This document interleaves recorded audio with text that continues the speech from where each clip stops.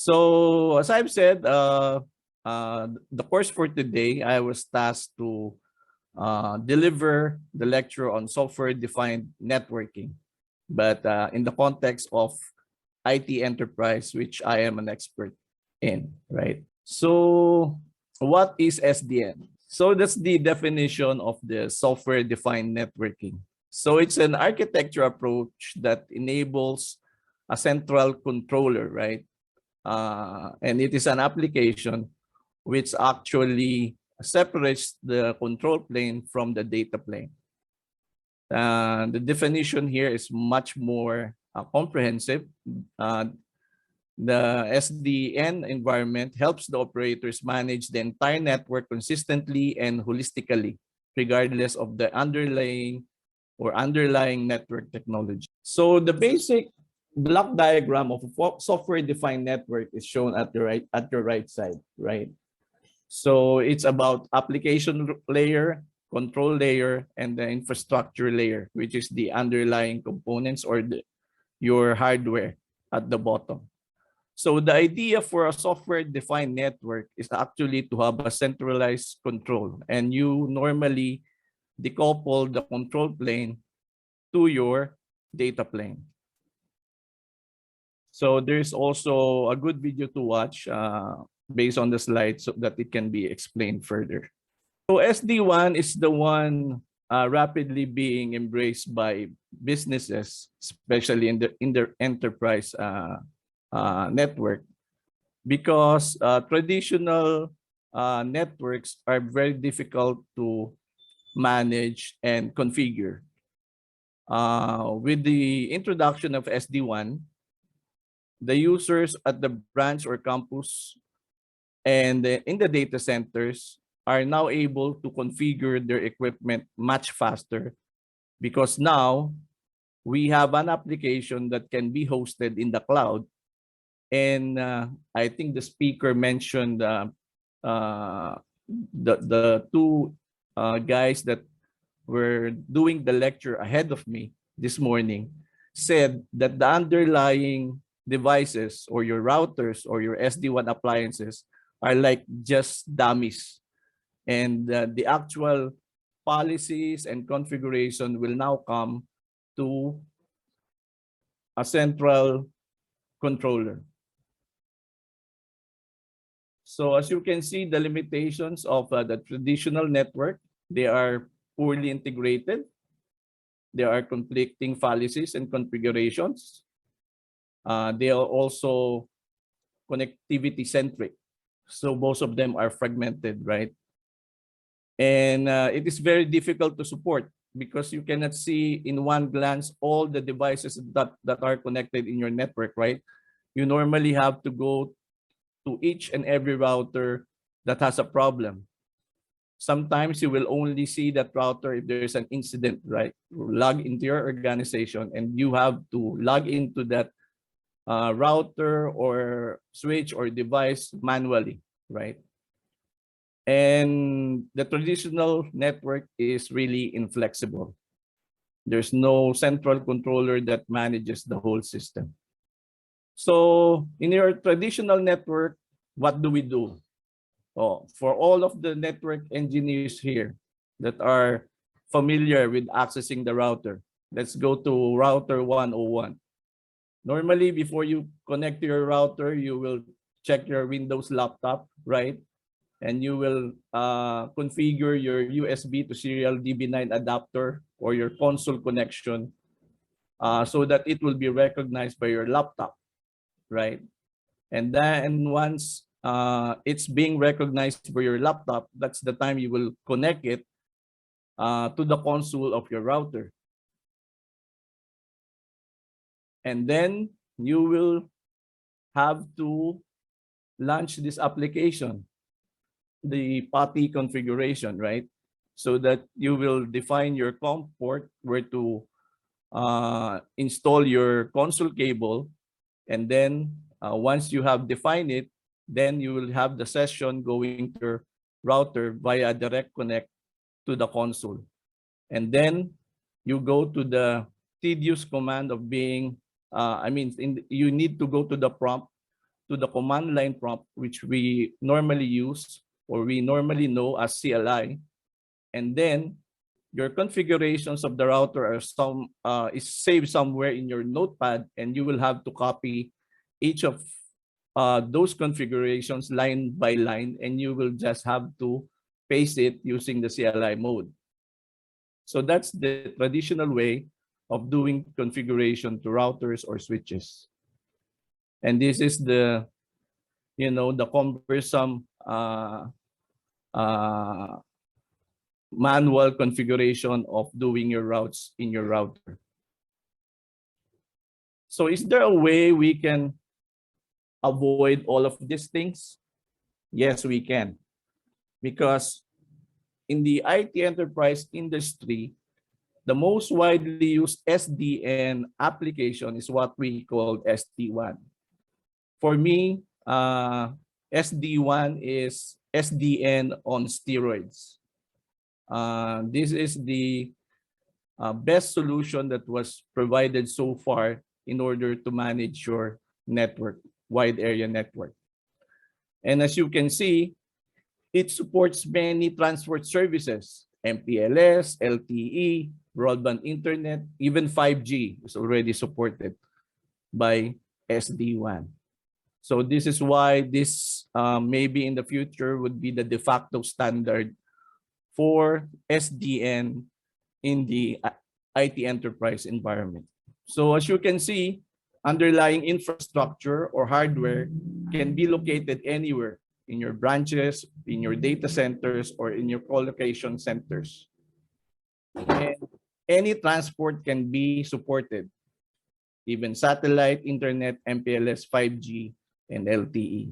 The SD-WAN market is actually composed of many vendors, right? So it's not only a proprietary software. Many vendors supports SD-WAN. But in this case, normally, I will only discuss the one that's leading the industry, right? And in this case, it is obvious that it's Cisco, right? So right now, Cisco controls 46.4% of the SD-WAN market. However, Cisco did not invent the SD-WAN. Actually, what Cisco did was to buy Viptela. It's a good software company that developed the application for SD-WAN. And since Cisco is big, they just bought Viptela and adopted their system. But as you can see, VMware, Riverbed, Citrix, Juniper also have their own version of SD-WAN, but they are using a different application. So let's now go to the SD-WAN components in the Cisco SD-WAN fabric.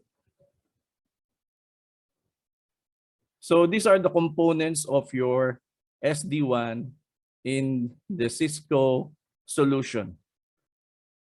So it is a cloud-delivered wide area network overlay architecture. So in here, you will see that you will have 4 components. You have your orchestration plane, your management plane, your control plane, and your data plane. So in your orchestration plane, we call it vBAN. So just to explain this further, vBAN and vManage goes hand in hand together because they are the ones who controls the policies and the configuration before it's being passed to vSmart, which is the one that pushes it to your underlying SD-WAN appliances below. So the data plane is known as your forwarding plane. So when you say forwarding plane, the underlying components of the data plane, your routers, are the ones that really delivers the packets, right? And the control plane, which is the name, the application that's being used by Cisco, is vSmart. This is the centralized controller that pushes the configurations to your routers or edge devices. So these three components, vBond, vManage, vSmart, are all located in your cloud, okay? So for example, if you have a new router that you will have to configure, the previous slides that I've shown, you will have to do what? A direct connection to the router using your console cable, right? In the SD-WAN environment, it will not be the typical direct connect to your router. What happens is that since you have already your transport, for example, transport circuits, you already have your MPLS, internet, and LTE circuits ready. The moment you open a box of a new router, you will just need to plug it to the circuit that is alive or ready to be used by your router. And since your router has a unique serial number and model number, the vBand is the one that will authenticate that this device can be used in the Cisco SD-WAN environment. Otherwise, if it is not a serial number that is not recognized by Cisco, or it is not authenticated properly because this is not the model that supports SD-WAN, you cannot include that in the vManage cloud of Cisco. So the central software that really manages all your routers and pushes all the configs is being done under vManage. So the vManage part, when we configure a router, is like enrolling your router to the system. So what you do is you will just have to fill out a template, or like, for example, applying for a job, an application form, and all your details or the details that needs to be configured in your router, you just have to fill in a table with specific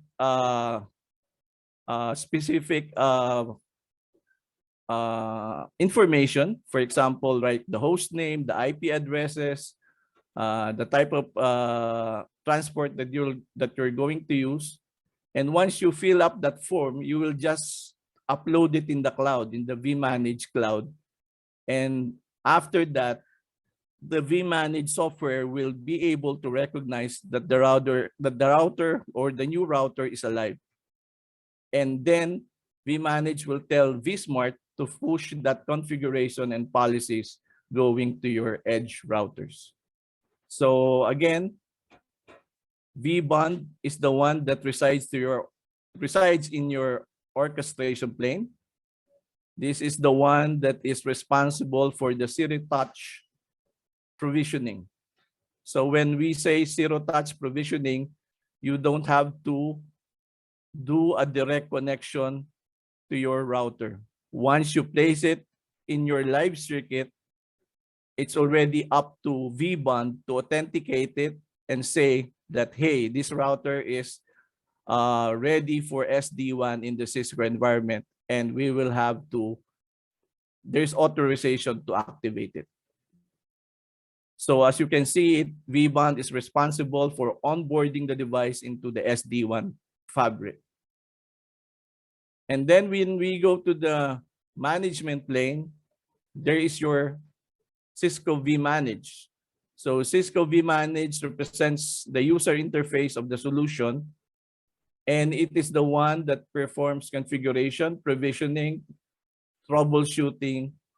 And once it's done using the template, right, that I have mentioned, you already filled up the template, vManage will now instruct your vSmart to push that, because your vSmart is the centralized controller, to push that configuration to the underlying SD-WAN appliances, or in this case, routers. So your routers can be located in your data center, your campus, your branches, regional office, or maybe in the cloud, including the cloud. So that is the general overview of your SD-WAN fabric. And of course, the last part would be your control plane, which is your underlying equipment, which is the edge routers. So this is the one that establishes the network fabric and forwards the traffic. They are the ones that really carries the packets.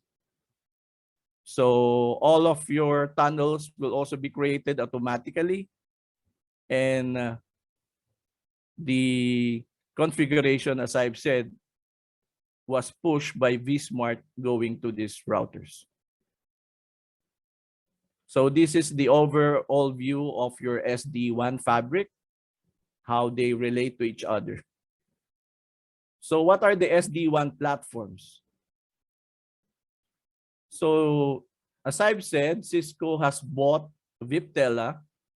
So Cisco also supports all routers that were produced by Viptela. And then it also supports all the Cisco routers that are created just precisely for SD-WAN. These are the ISR routers and the ASR routers. And the series of iOS that will run to these routers are the iOS XE SD-WAN software. So SD-WAN can also be run in virtual platforms. So we also have cloud routers, right? So they just have to run the iOS of Cisco, which is XE SD-WAN software. And this type of cloud routers were previously being done by Viptela. So Cisco has no choice but also to support those infrastructure that was previously created by Viptela. So here is your family of routers that are being supported in your SD-WAN environment, both hardware and virtualized and cloud form. So please be familiar with them.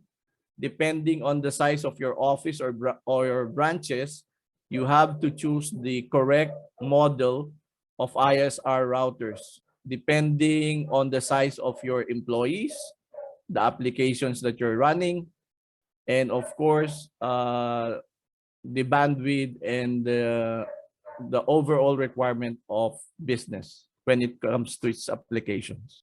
So this is your typical ISR 1000 series router. As I've said, this should run iOS XE software SD-WAN. And this is your ISR 4000 series for your big branches. And this is your ASR 1000 series that you normally use in your data centers. And these are the old devices that were being supported by Cisco because they were produced by Viptela previously. And what happened was Cisco bought Viptela and they have no choice but to support these devices. So as I've mentioned, these are the components that really you will have to study when you are deploying SD-WAN in the Cisco environment. You should be very familiar with vManage, vSmart, and vBond. So there are also a limit to the number of devices that can be managed by your vManage. This is about 2,000 devices per single instance. And for vSmart, you can only handle 5,400 simultaneous connection per single vSmart. And for vBond, you can only handle 1,500 connections per single vBond. So depending on the size of your organization, you will have to buy these components according to the size of your organization, or maybe the size of your network. The Cisco SD-WAN uses the overlay network or ONP, and it is communicating or it being used by your vManage so that all the policies and configuration can be pushed to your vSmart controllers and your vSmart controllers will be the one configuring your underlying SD-WAN appliances, in this case, your routers. So this is the typical setup of your vSmart or your centralized control plane, wherein it communicates directly to your edge devices or SD-WAN appliances, so that you will be able to push your configurations going to the router. So remember, this is zero touch, right? So once you plug in your router to your circuit, vManage, vSmart, vBond automatically does everything for you, as long as you have uploaded the template in the cloud. Okay, right now I will just pause for a while, and maybe to explain it more accurately, maybe we can watch a video that, explains all of the Cisco SD-WAN fabric. In this video, I'm going to talk about Cisco SD-WAN. You will get to learn a lot about how the Cisco SD-WAN solution operates. We'll do a deep dive into the architecture and the different elements of the SD-WAN fabric and how the different elements operate and come together to create this beautiful Cisco SD-WAN. It's the Viptela solution. It's not the Meraki. Just want to clarify that. You'll enjoy it. And if you want to learn about the fundamentals of SD-WAN or SDN, I will provide the links down in the description below. Are you ready? It's gonna be an exciting one. I am super pumped. Let's roll.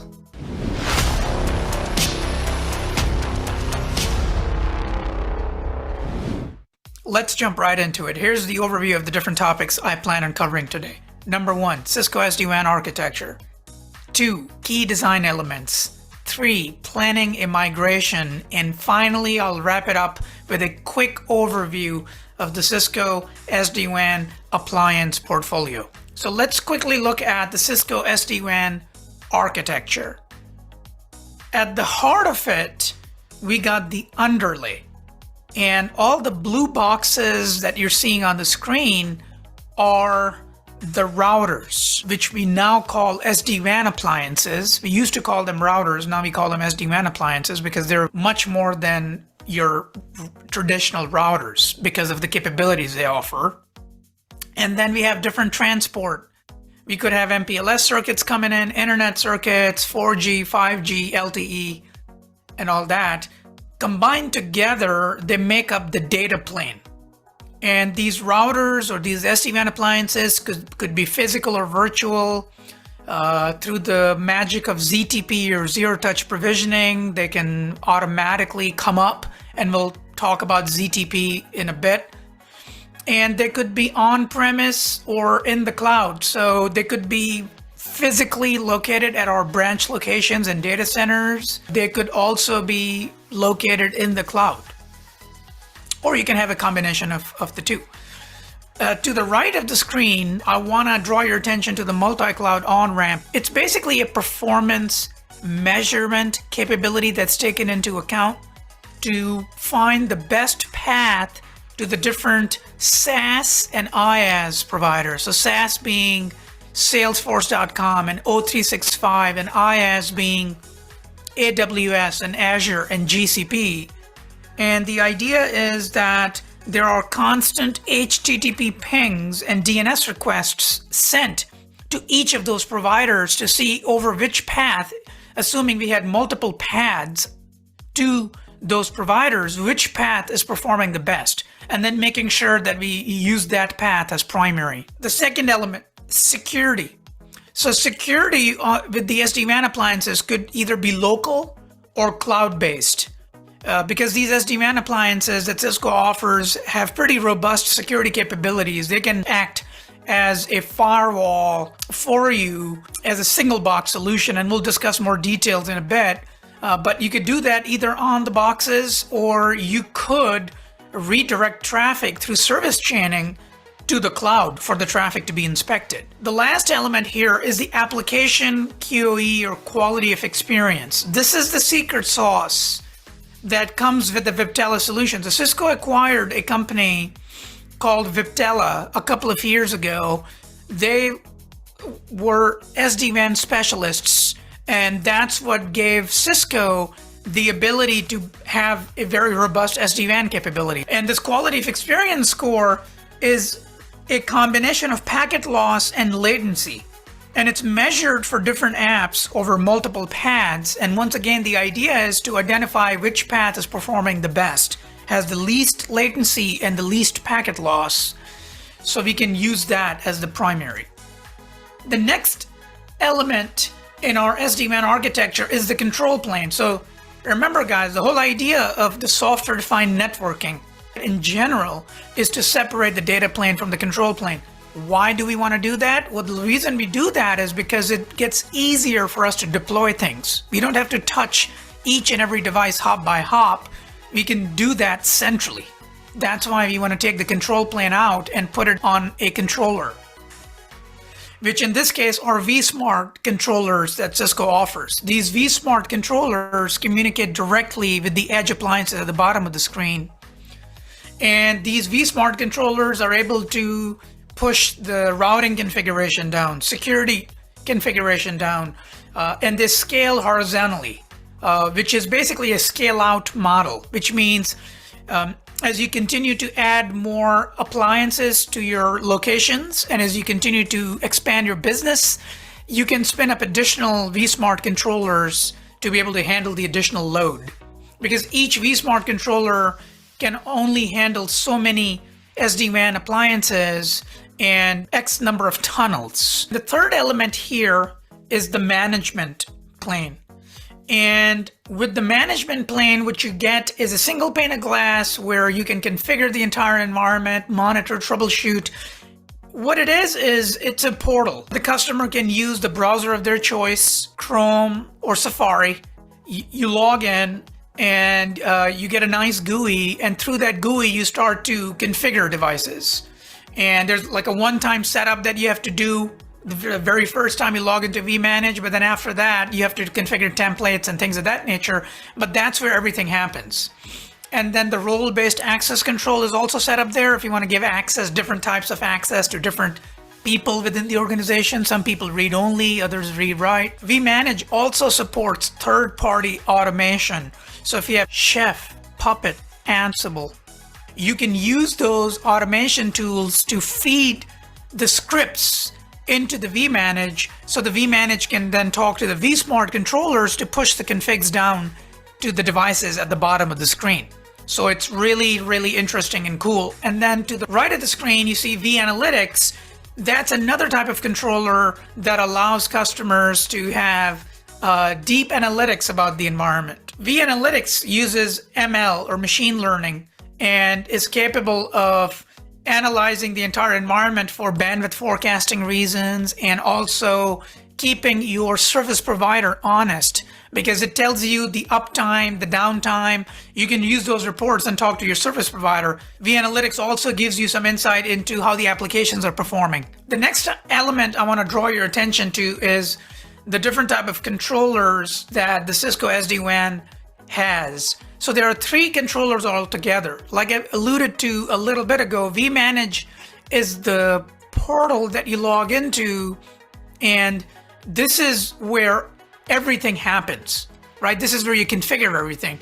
vSmart, you don't touch, but vSmart talks to vManage, and vBond also talks to vManage. vSmart is used to actually manage all the routers, and it uses OMP or Overlay Management Protocol that allows it to communicate with all the different SD-WAN appliances, and this is how vSmart is able to configure, all the routing and security and the different type of policies that you have set up. And vBond is the controller that's used to authenticate and authorize the devices so they can connect to the SD-WAN fabric. The very first time device comes up, it must talk to the vBond controller. And unless it's authorized, it gets rejected. And we'll get into some of those details momentarily, but these are the 3 different controllers that are part of the overall controller architecture. There are 2 deployment mechanisms. Mechanism number one, less desired, is the on-prem controller model, where the customer takes these three controllers as VMs, and you can use the hypervisor of your choice, VMware, Microsoft, KVM, whatever have you. You can go ahead and run these as VMs. Not recommended though, because you have to worry about the infrastructure that it's running on, and then the VMs and the right amount of memory and all that. And then you also have to worry about redundancy as well. Creates more complexity in your environment. What's recommended is cloud delivered model, where Cisco deploys the controllers for you, and all you do is log in to the vManage portal and then configure your SD-WAN fabric. It's that simple. 99% of the customers go with the cloud delivered model. And just so you know, most of the SD-WAN vendors on a global scale offer cloud delivered solutions. Some do not have an on-premise capability. Something to keep in mind. Now let's look at the zero touch provisioning, or ZTP, explained in 4 steps. Step number 1, when vEdge comes online for the very first time, okay, you unboxed it, you plugged it in, it first goes and speaks with vBond over DTLS tunnel. Okay, vBond is a whitelist model, and what it does is it looks at the serial number and the digital certificate it's already programmed with, and it matches the device's serial and the digital certificate to make sure everything matches. And if the private key matches on the digital certificate side of the house and the serial number matches, then it gets authorized, and the vBond then redirects that vEdge to the vManage and vSmart. However, if the serial number or the digital certificate do not match, then the device gets rejected. So that's an important step. Okay, so security is very key in this whole design. Step number 2, after being authenticated by vBond, once starts communicating with vManage, it establishes a DTLS or TLS tunnel with vManage. And just so you know the difference between DTLS and TLS, DTLS is for UDP traffic and TLS is for TCP. And assuming that we have already set up our templates on vManage, the entire configuration for that vEdge gets pushed down by the vManage controller like magic. And all of its interfaces come online, it gets configured, gets all the IP addresses, all the routing information, security, everything. Step number 3. What ends up happening here is that the vEdge starts talking to the vSmart. And vSmart, once again, there's the DTLS/TLS tunnel established. And what ends up happening is vSmart establishes an OMP session. And that's the overlay management protocol. That's a secret sauce routing protocol. Think of it as BGP on steroids, because BGP does not carry security information, whereas OMP has the ability to carry security information along with routing information. So it's a lot more capable than BGP. And the final step, step number 4, is where the two vEdges start talking to each other over IPsec tunnel. Now notice the difference here. We're no longer doing DTLS or TLS tunnel. Now we're doing an IPsec tunnel. And another important element to keep in mind is there's a BFD session, or bi-directional forwarding detection session, established between the vEdges. And the reason for that is for a quick failover to happen. As soon as a path goes down, BFD immediately switches the path over in a sub-second. Now let's look at the Cisco SD-WAN key design elements. First off, let's look at overlay VPNs and topologies. So in this diagram here, we have vEdge to the left and we have vEdge to the right. In the middle, we have transport. And it doesn't matter whether we have MPLS, Internet, 4G, whatever, because remember the whole idea of SD-WAN is we're no longer dependent on the underlay transport. We could care less about the underlay. It's all about the overlay. Well, how are the overlays formed? Well, you see the A, B, C, these are the 3 different VPNs that are created. And VPNs are essentially VRFs or VRFs. These are virtual routing and forwarding tables. They're completely separate. These VPNs don't talk to each other by default. You can make them talk to each other, but by default, they don't talk to each other. So if you have some compliance requirements in your network like PCI and others, you can create a separate VPN to handle that traffic and create that separation and be compliant. And what's exciting here, guys, is each VPN can have its own topology. So here, for example, VPN-A, which is red, could have a full mesh. The green VPN-B could be a hub and spoke.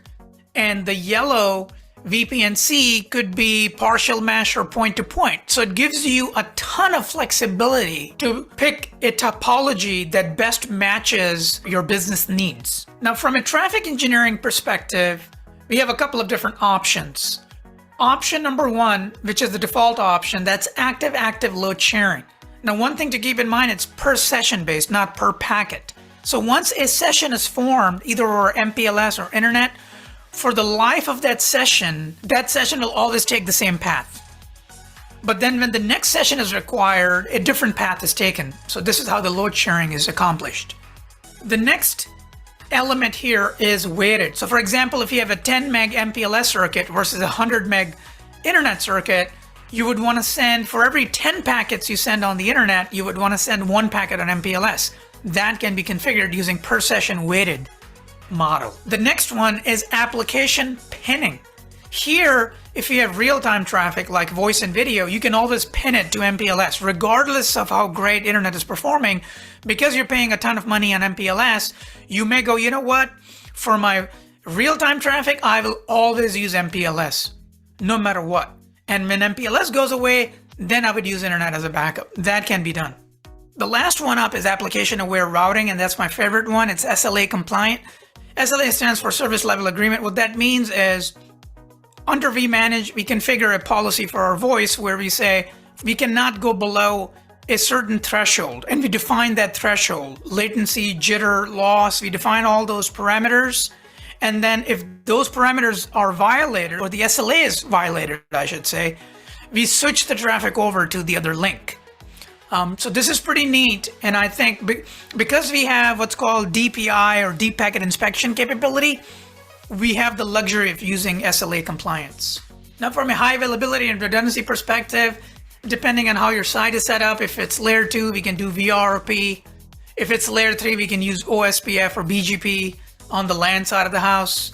For transport, we can fail over any of the paths, not an issue. From a head-end redundancy perspective, we can have redundant appliances at the data center, and you can have a single appliance at the branch with multiple circuits coming in, and we can fail over either over a circuit, or we can also tolerate a hardware failure. And from a controller perspective, of course, we would want to have multiple controllers running in our environment, so we're able to fail over if any of the vSmart controllers were to fail. From a security standpoint, Cisco has, I believe, compared to some of the other SD-WAN vendors, a pretty big advantage. They have the full capability of running an enterprise firewall, an IPS, URL filtering, advanced malware protection, secure internet gateway, or SIG, and SSL proxy, all on a single box. You don't need another box. So I call that a one-box solution. So if you're trying to save money and consolidate hardware footprint, and you don't want to maintain yet another piece of hardware at all of your locations, you can get rid of your existing firewalls and consolidate that security functionality onto the Cisco SD-WAN appliances. But a quick word of caution though, if you do that, make sure you do a lot of engineering homework, and you look at the throughput and the performance numbers, and you pick the right type of boxes. Because what ends up happening is when you start enabling advanced security features, CPU starts to take a big hit. And at that point, your box is not going to perform at the marketing threshold that you see on Cisco's website, right? You really have to know how the SD-WAN appliance behaves when all the different bells and whistles are turned on, and most likely would have to go one level up, or in some cases 2 levels up, to make sure that you have the right type of hardware appliances to be able to handle the overall load. Another very important element that is very near and dear to my heart is planning. So we already discussed this, the OMP, how it works with vSmart and how vSmart pushes the configs on your actual routers. And then there's also load balancing already done automatically, right? Depending on the policy that you're going to enforce. So you can have an active standby, and then an SLA compliant configuration, especially when you don't have a voice over IP. So there was also a mention of how you can deploy vManage in your organization. So most of the time, 99% in the industry uses the Cisco Cloud Ops operations or cloud. And they are the ones who will lay out the infrastructure for you, and you just have to log into their portal, vManage portal. Some countries, I think, have restrictions doing that. So but that's the time you have to think of the on-premise. So maybe you have to have your vManage hosted in your data center because of some laws that restricts, access to a vPortal outside of your country. So the very foundation of SD-WAN is to really have a zero-touch provisioning.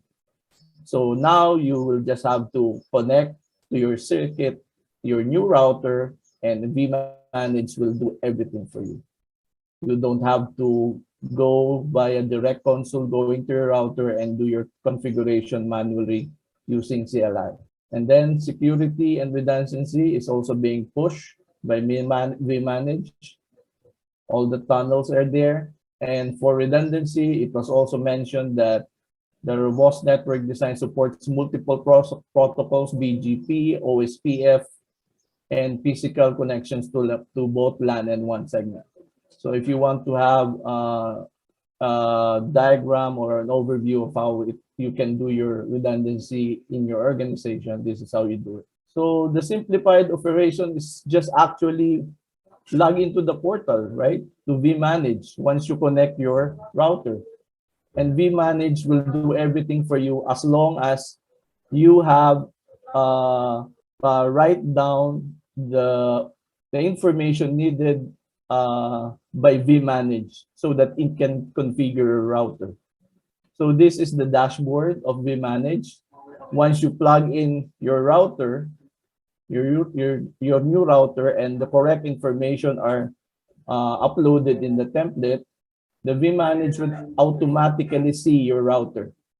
And if your information or your router is not authenticated, you cannot see it in vManage. It will be rejected. So these are, for example, rogue devices, right? Those routers that are not part of the SD-WAN. As I mentioned earlier, it only supports certain types of routers, not all of them.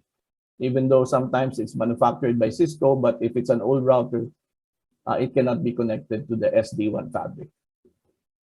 So here you can also see the security dashboard in vManage.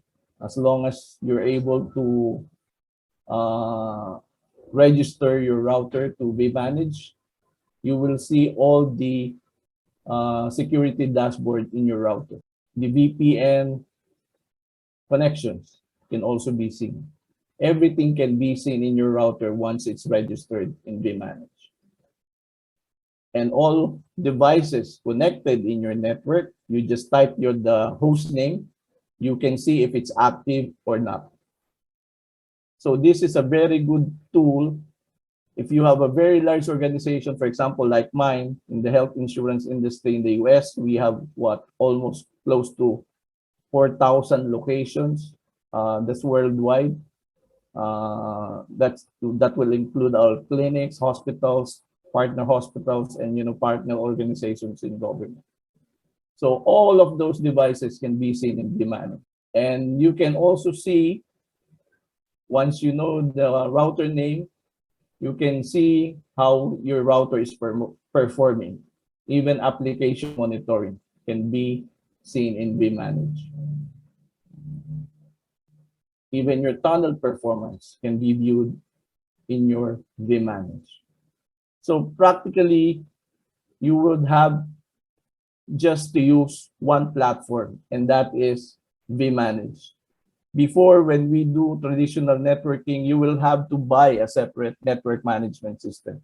If I remember correctly, in the late 90s, you have HP OpenView. Now, with the SD-WAN fabric, you just have to have one application, and that is vManage. So it's simple and visible to every one of your network team or network administrator.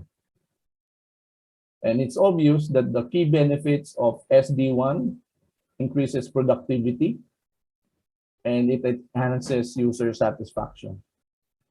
So I think there was a mention in the video that you can pin an application in your edge routers, right? So for example, in our case, we have MPLS and internet.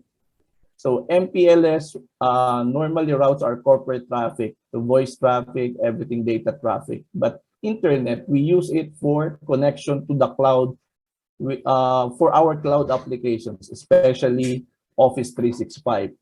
Office 365 carries everything, right? Your Outlook, your PowerPoint, your Microsoft Word.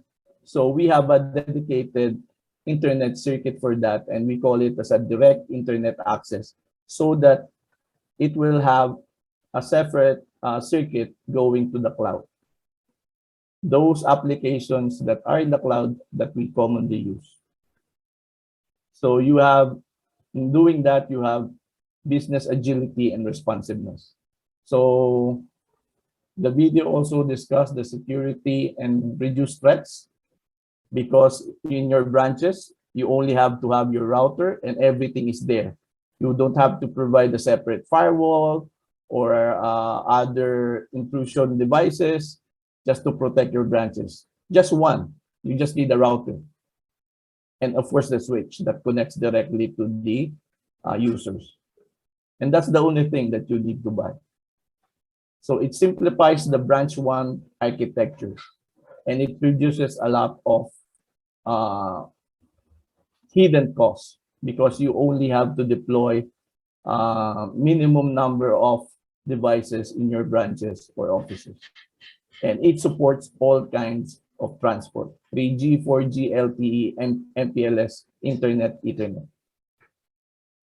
So I hope you have learned something from me. For this session, I'm just going to give you an overview of well, this is just more of like a taste of one of the foundational courses that we would be offering here. We would be focusing here more on the fundamentals of OpenFlow, the OpenFlow protocol, telco software-defined networking, and network functions virtualization, and how these three topics are actually related with each other.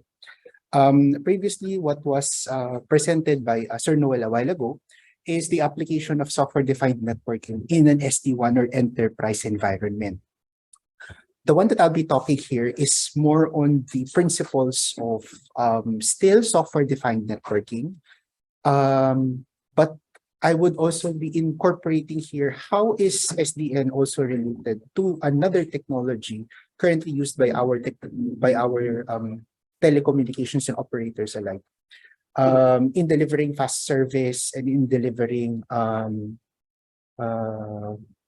shorter turnaround time in their network functions and in their network elements.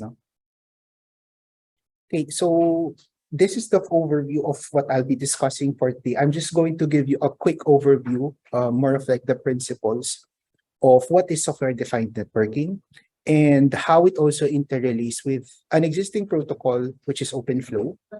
And I'll also introduce to you briefly what is virtualization, and from there pick up all of the topics we have learned and discussed now on the bigger perspective. What is network functions virtualization, or NFV?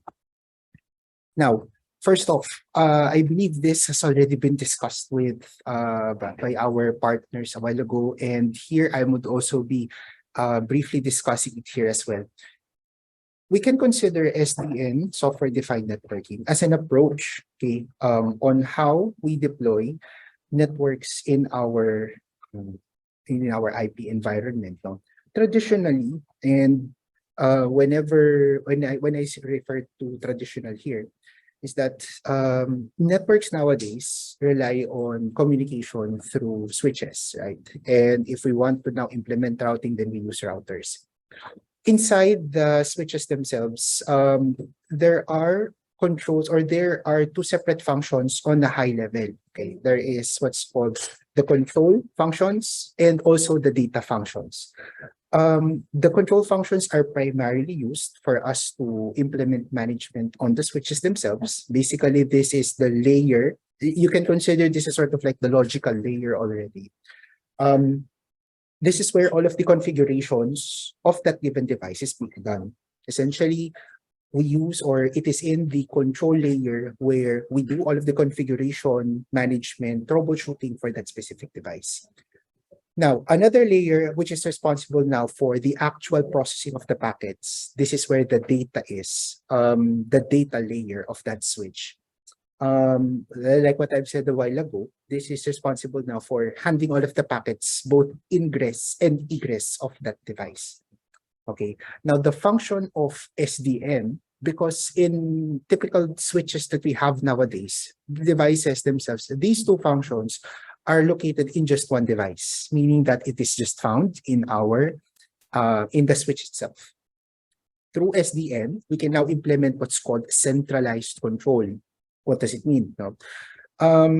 Remember the concept of the control and the data plane, right? So through an SDN-enabled network, it is now possible for us to centralize the control aspects of our switches into one single device.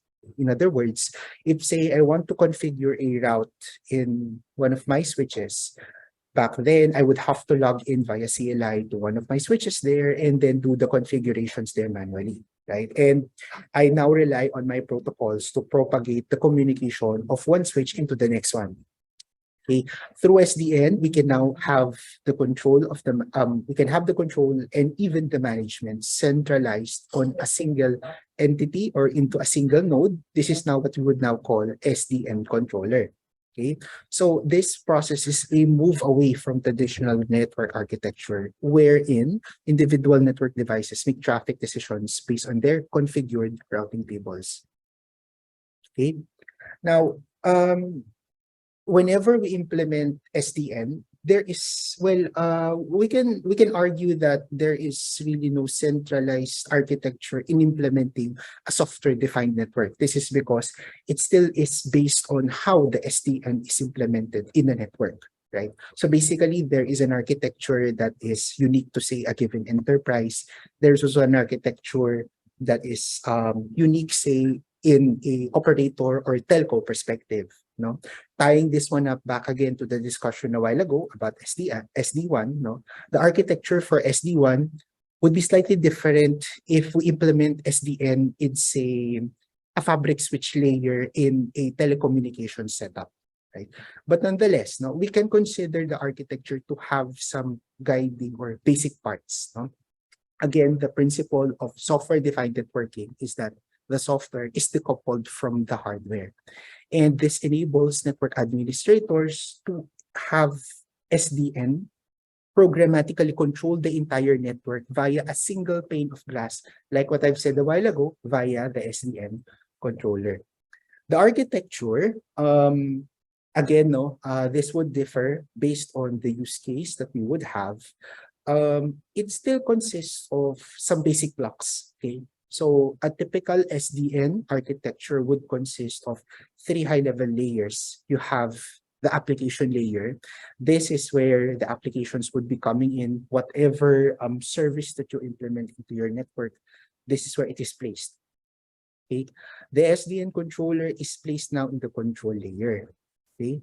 Now, and finally, the switches are placed in the infrastructure layer.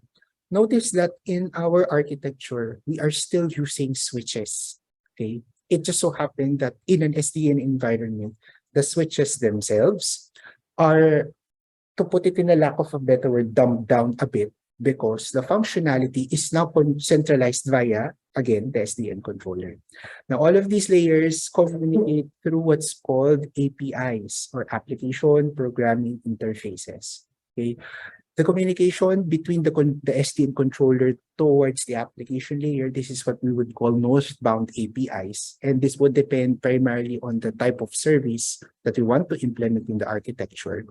And finally, the communication between the control layer, the SDN controller, and the switches is via OpenFlow. So this is where our OpenFlow would come in. Now, comparing a typical or quote unquote traditional network to an SDN based network, how does it now lay out? No? Back then, whenever we want to configure our network, no, everything is hardware based, meaning that configuration is done on the device level. We have to log in via CLI individually on our devices. This is, of course, the exception of some vendors offering network management systems wherein the management is now centralized across, but still the configuration is propagated downwards. No? You just use the NMS to push the configuration towards the device. So it's not really full centralization, so to speak. No, apart from that, no, control is decentralized. In other words, if I have to manage a single device, again, I have to log into that given switch. No, configuration and resource provisioning is done independently across devices. Say, for instance, I want to provision X number of throughputs in one of my switches. I want to enable them. Then I would have to log into that switch and do the configurations also within that switch. Okay. Then finally, implementation of security policies and guidelines are also done on the device level. So these are the characteristics of traditional networking. When we transition to SDN, of course, the architecture itself is software-based already. Take note, just because something is software-based doesn't mean that it is already purely software. Okay, we would still be having our devices here. We would still be having our switches. Now, it's termed software-based because in terms of configuration, it is centralized already via an SDN controller. Okay, and when we implement resource provisioning and enforce our security policies in the network, no, it is still being done through the SDN controller. So the concept of software-based in SDN relies really much on centralized configuration and management through the controller. Now, let's briefly talk about OpenFlow. So in the SDN architecture, briefly, while it was presented that the connection or the communication between the switches to the controller, one of the protocols that are used is OpenFlow. This is not to say that it is the only protocol that we have. Of course, we can still implement other protocols here, such as BGP or even VXLAN, if you're familiar with it. No? Now, I'll focus here more on OpenFlow protocol. No? This is a multi-vendor standard defined by the Open Networking Foundation, or ONF. Okay, who is responsible for implementing SDN in networking environment. The OpenFlow protocol, this is the protocol that allows communication between the OpenFlow switch to the controller. Okay, it allows the OpenFlow controller to instruct the OpenFlow switches on how to handle incoming data packets. Okay, so remember what I said a while ago, that control is already centralized via the controller, and it's just a matter of passing those configuration downwards to your switches. It can be done via the OpenFlow protocol. Okay. Now, a typical OpenFlow switch would consist of several parts in the logical perspective, meaning that you won't be able to see a physical flow table there or an open flow channel there. No, so these are all configurations done in the switching side. Okay, but you'll notice that if I were to look at the logical architecture, the OpenFlow protocol itself is communicated through what's called the OpenFlow channel. Okay, so this is where the configuration from the controller is passed to the switch. Okay, so now you may be wondering, no, where do all of the packet processing, or where does all of the packet processing being done in the switch itself? Later on, I'll be discussing the switch, no? But before that, let us briefly overlay the SDN architecture with the OpenFlow architecture. And you'll notice here in the architecture, no, it pretty much lays out the same as what we have in the SDN architecture. Okay, so in the OpenFlow architecture, you would still have your application plane or application layer. This is where all of the apps would be residing. No? You still have your control plane, but through the control plane, it is now implemented through the use of an OpenFlow controller. Okay, then lastly, in the data plane, you have OpenFlow enabled switches. Okay, so it lays out perfectly to the SDN architecture that was presented a while ago. Okay, it's just so happen that dinagdag lang natin si OpenFlow in the name. Okay, but the architecture is identical. Okay, now I mentioned the logical architecture of an OpenFlow switch. What does it consist of? Now, I mentioned, or we can argue that the OpenFlow switch itself is essentially just a dumbed down version of a switch. I say dumbed down because the configuration itself is no longer offset to the controller. Okay, but that doesn't mean that it can be that doesn't mean, however, that it can already be compared to, say, a hub or to, say, a repeater. No, it still has some level of intelligence left. No, and having said that, no, a OpenFlow logical switch still consists of your flow tables. It still consists of your configurations. Okay, and you'll notice, no, on a high level, it consists of still yung channels ninyo. This is where communication is passed from the controller. It has what's called the flow tables. The flow table, this is where the actual packet processing is being done. Okay, it has the group and meter tables. These are primarily used to monitor metrics received by the switch, no, whenever it is doing packet processing. Okay, if I were to simplify the discussion for now, no, so in all sense, no, an OpenFlow switch is really running via the OpenFlow protocol. Okay, and it is enabled, in fact, by that protocol. Okay, so if I were to just summarize, no, SDN and OpenFlow as two separate technologies, so they are complementary with each other because you can actually implement SDN via OpenFlow. Okay, now I'll have a quick tangent here, no, because I'll introduce here another technology, which is called now virtualization. I believe this one was also presented in this morning's session, no, but virtualization, this is a technology that relies on software, also there, software enabled din siya, to simulate hardware functionality and create what's called a virtual computer system. Okay, whenever we deploy or whenever we build our servers, normally it comes with the hardware is controlled by an operating system and applications are installed on top via the OS. Now, why do we even have virtualization in the first place? The issue is that provisioning wise, no, if we want to deploy an application, we're somewhat limited to what the appliance or the server can offer if, say, we want to increase or decrease the applications that we want to run on it on top, right? It's also a challenge of organizations to say, I want to put up a website or I want to provision a website in a matter of 3 months, right? But whenever we want to deploy a server, considering procurement, installation, commissioning in mind, it would take them almost 6 months to a year to provision that. The game changer here is virtualization, because through virtualization, it's possible for us to implement, think of it like a PC inside a PC or a server inside the server. You still have a physical hardware, but within that physical hardware, it's now possible for us to have more than one operating system running on top of that hardware.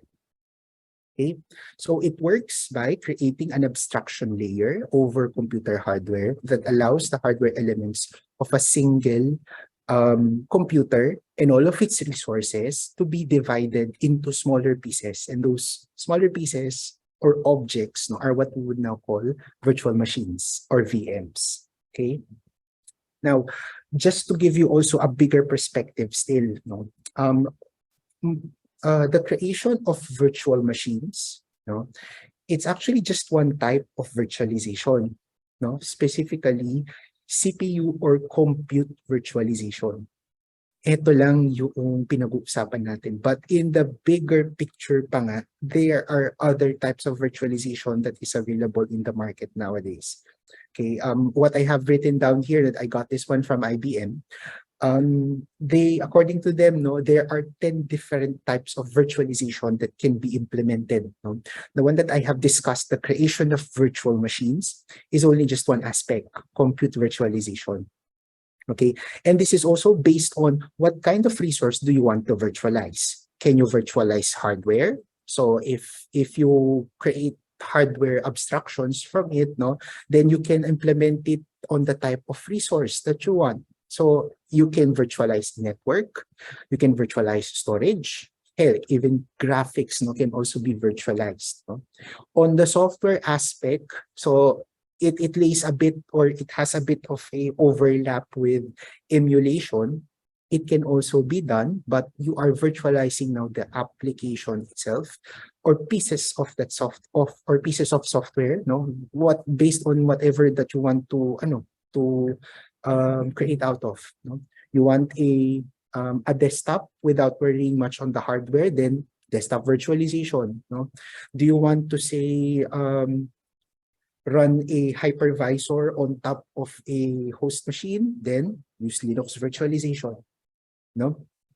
Now, one of a bit of an overlap still on the types of virtualization available right now is cloud computing. You may notice here in my slide that I color-coded here which ones are hardware-driven, and then there's also software-driven. And here in cloud computing, in the middle, it's a mixture of both. This is because through cloud computing, it is not just involves hardware aspects, but also software. So it's really a mixture. Heck, you can even implement all of the virtualization technologies shown here, all 9, and pass it into my cloud. Actually, that's what we normally use in the industry nowadays. So there. Now, we cannot really discuss virtualization if we do not also discuss who is responsible for creating the virtual machines, right? So this is where a piece of software would come in, known as the hypervisor. Now, some textbooks would also call the hypervisor to be the virtual machine monitor. Regardless of how you term it, hypervisor, virtual machine monitor, virtual runtime environment, that's another term. Its functionality is the same across. It creates an environment in your hardware where virtual machines can now be created or instantiated. Okay, it separates VMs from each other logically, assigning them each its own slice of the underlying compute power, memory, and storage. It works by enabling multiple instances of the OS to run alongside each other. Meaning, through virtualization, it's possible that, say, I have a server that is running on Windows, but inside that Windows machine, I can have Linux, I can have another instance of Windows desktop, okay? And I can even run a different OS altogether, all on the same physical host machine. Okay? Now, there are two different types of hypervisors. I think this one was shown a while ago, no, in the pre-test. No? So what is it by type 1 and type 2 hypervisor? No? It depends on who controls the hardware. Let's put it at that. No? A type 1 hypervisor, this is also called a bare metal hypervisor, completely replaces the host operating system, meaning that it is solely responsible for controlling the underlying hardware. And it has direct control on the acceleration features that the hardware can offer. Okay, but you'll notice, regardless of whether I have type 1 or type 2, it produces the same byproduct, which is it creates virtual machines. Okay, now going back to to type 1 or bare metal hypervisor, no?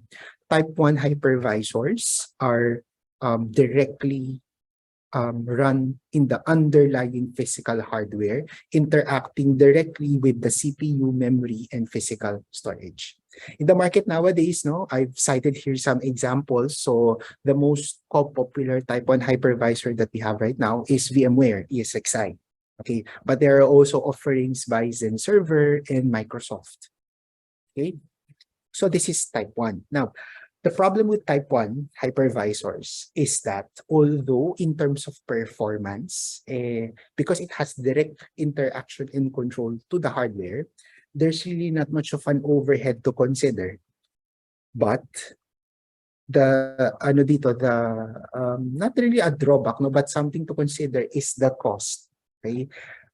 Majority of type 1 hypervisors that are available right now in the market are commercial. In other words, you have to purchase a license and you have to install it directly to your hardware. Okay, and apart from the software itself, you also have to consider services. Who offers that bundle? Okay, so it can be a bit costly. Okay, it has its advantages, however, but in terms of cost, say, if you are tight on a budget and you want to implement a virtualized environment, no, it can be a bit of a challenge. Okay, so enter type 2 hypervisors or hosted hypervisors.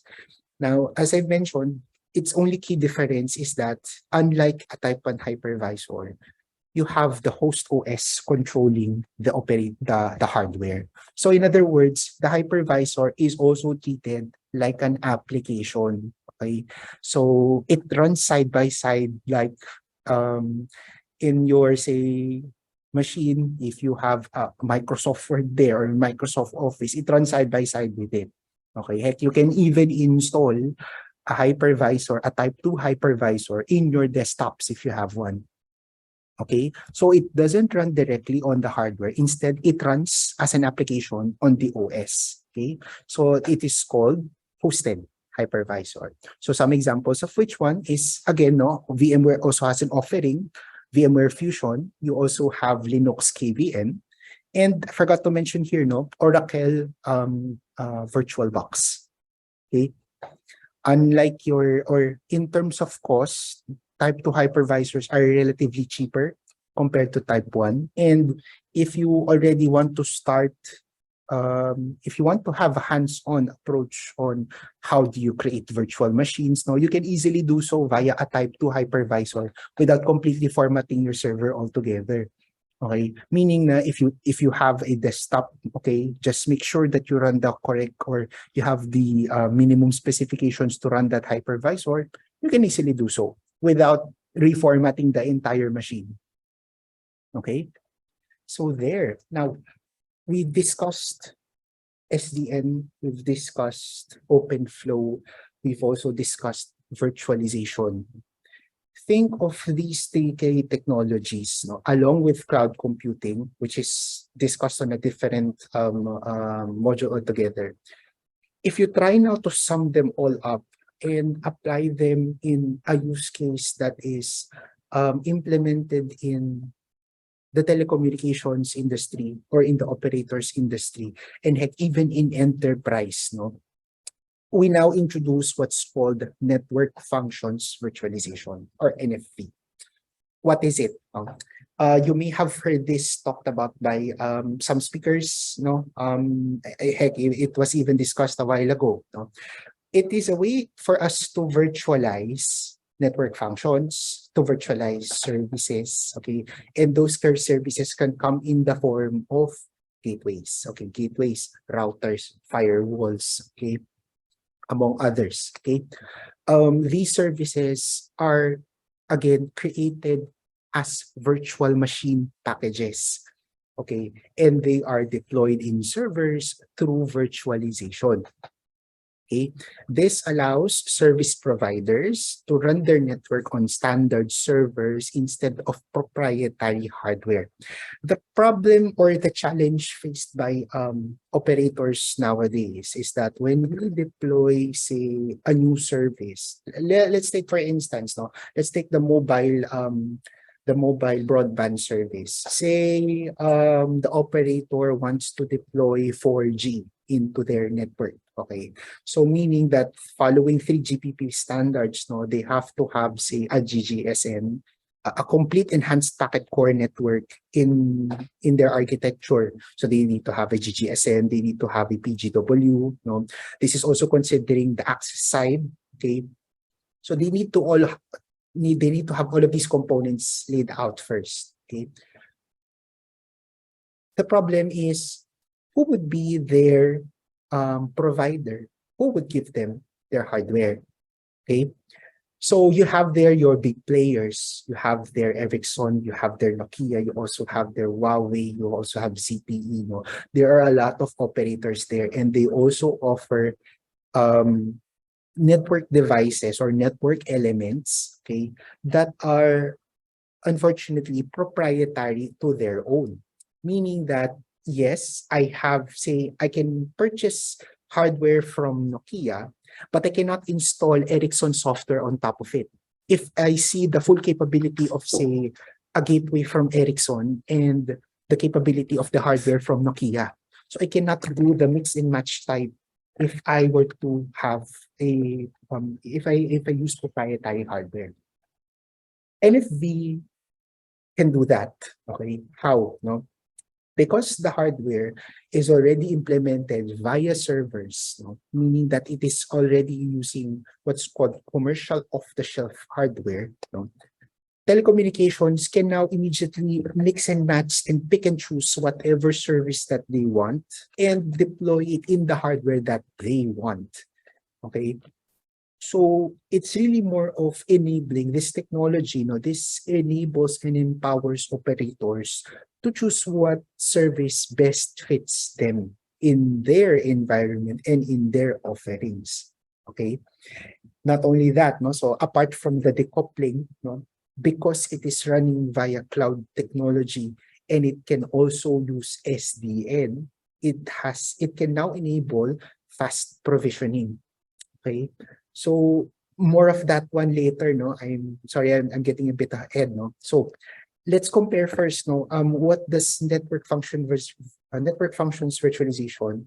What makes it different from, say, a typical appliance-based deployment? Like what I said a while ago, no, the service or the function is tightly coupled to the hardware. In other words, if I have to purchase or if I want to deploy an F5 firewall in my network, I have to buy the entire bundle, meaning hardware, software, services, okay, through F5. But through NFV, it's possible for me to just say, okay, F5, I just want the functionality of your firewall, but I'll be getting my server or hardware from somewhere else. I can do that in NFV. Okay, it allows decoupling of the hardware from the software. And how do we do that? Virtualization. Okay, so apart from decoupling the hardware and the software, we can also utilize faster scaling. Okay, remember that in virtualization, one of its characteristics is that because it is software-based, it can easily be spinned up, okay, in, say, a matter of minutes or seconds, okay, provided that you have the hardware in place. Okay, and having said that, though, like in your SDN, wherein you have a centralized means of controlling the equipment via the SDN controller, the NFV architecture also has a centralized layer or a centralized component. Okay, and having said that, no, I'll now introduce to you the architecture of our NFV deployment. Okay, so it consists of several parts. No, it is here highlighted in broken lines. No, the architecture itself is standardized by ETSI, so European Telecommunication Standard Institute, to help promote better stability and interoperability of both operators and vendors alike. Okay, so the architecture itself, this consists of three parts. So you have, you have the infra, the NFVI. This is where all of the hardware and virtualization would come in. Okay, this is where the hypervisor would reside. This is also where your data layer switches would come in. Okay, this is where all of the hardware peripherals would reside. The one responsible for managing it is, you'll see here via connection, the virtualized infrastructure management. How does this come with SDN? Remember the architecture that you have your control and your data. Flip that 180 degrees, or sorry, 90 degrees. Okay, it's in the NFVI layer where the switches are found. It's in the VIM, Virtualized Infrastructure Manager, where the SDN controller is found. Okay, and not only that, no, because you're using cloud, okay, you can use cloud computing as a means to provision virtual machines. No, you can also implement what's called a cloud management platform. An example of this would be your OpenStack. Okay, so there, the entirety of both the NFVI and the VIM, this is now what's considered the NFVI platform. And this is where the services would be running on top. The services themselves are now what's called virtualized network functions, or VNFs. So you can easily denote if a given function is already virtualized by its typical, if you see there a small V in front of the acronym, chances are it's already virtualized, no? So say virtual GGSN, virtual SGSN, enhanced virtualized packet core, virtualized gateway, among others. Okay. And lastly, no, since you have your network functions, you also need a way to manage them. Hence, you need a VNFN, a virtualized network functions manager. One capability of NFV is what's called instant or lifecycle management, wherein the network functions, because they are treated already as hardware, no, they can be spinned up, deleted, decommissioned, scaled up, scaled down, okay, depending on the requirement of that given service.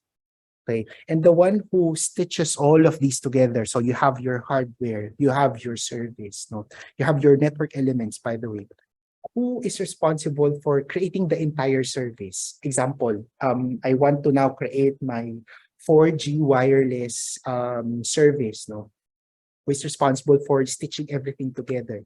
It is this one, the NFV orchestrator. Okay, so its main function is to create service chains. So a service chain would consist of several nodes of the VNF, so interconnected together to form a service. Okay, now the NFVO, the VNFM, and the VIM all constitute what's called the MANO, Management, Automation, and Network Organization, or orchestration. No?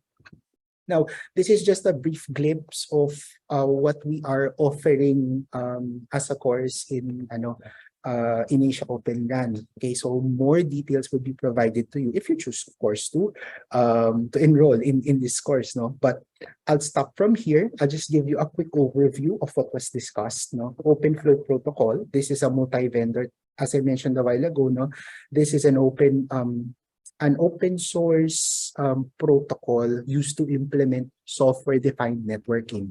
Now, a software-defined networking, this is an approach to implement networking, okay, wherein you centralize the control aspect of your network.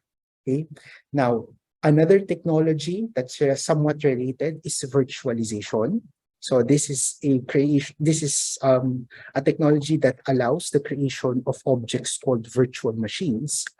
And having SDN, NFV virtualization, and cloud computing in play, you can now implement what's called NFV, which is sort of like a paradigm of operators on how they deploy and manage their network. Okay, so this is just like what I've said, no, just a brief glimpse of what we have in store for you guys, no? And that wraps up my session. No? Thank you very much.